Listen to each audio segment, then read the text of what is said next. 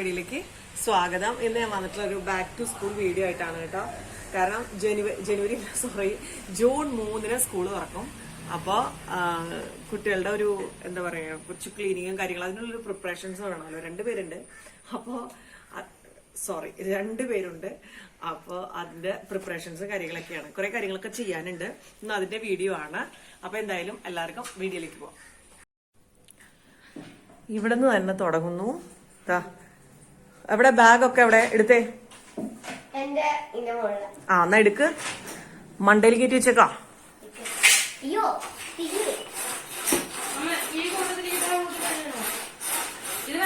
അത് വല്ല വാഷ് ചെയ്തേക്കാം, കുഴപ്പമില്ല. ഒയ്യോ, മരം കയറി പെണ്ണ് എന്തൊക്കെയാ കാണിക്കണേ. 2 മാസമായിട്ട് തട്ടുംപുറത്ത് കെറ്റി വെച്ചിരിക്കുന്ന ബാഗാ വീണ്ടും പൊടി തട്ടി എടുക്കുവാണ്. ശരിക്കും പറഞ്ഞാൽ എല്ലാ വർഷവും പുതിയതാണ് എല്ലാവർക്കും എല്ലാം വാങ്ങിക്കൊടുക്കുക. ബാഗ്, ഷൂസ്, അല്ലെങ്കിൽ എല്ലാ സംഭവങ്ങളും.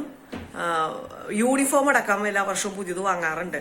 ഈ തവണ എന്നാ പിന്നെ ഒരു ചേഞ്ച് ആയിക്കോട്ടെ എന്ന് കരുതി. കാരണം കാശിന്റെ വിലയൊക്കെ പിള്ളേരും മനസ്സിലാക്കണമല്ലോ.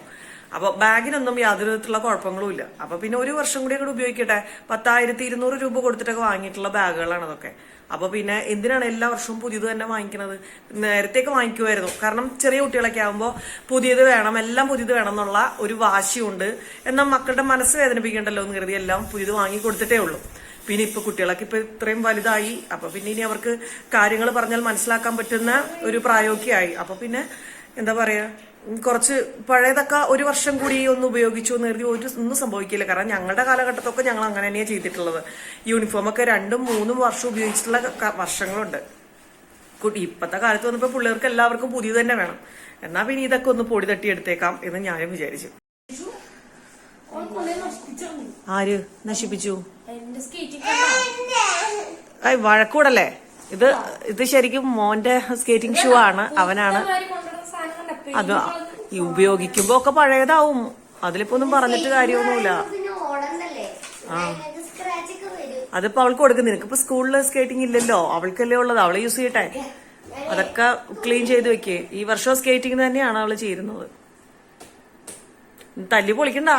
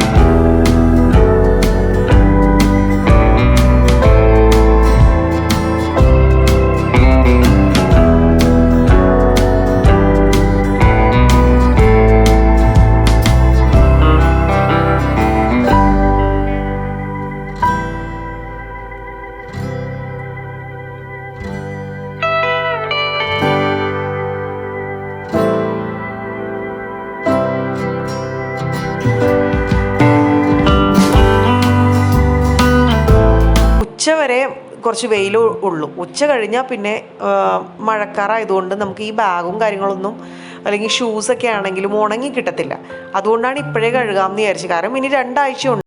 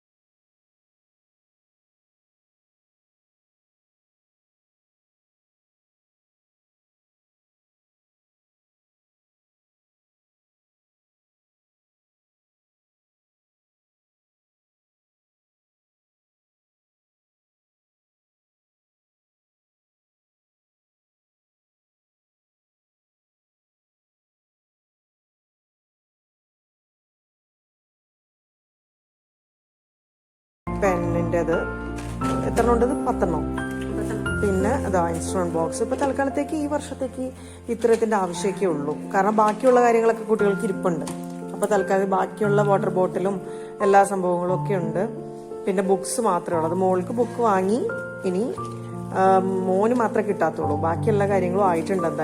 എന്തായാലും സ്കൂളിലേക്ക് പോകാനുള്ള തയ്യാറെടുപ്പുകളെല്ലാം സെറ്റായി. ഓക്കെ.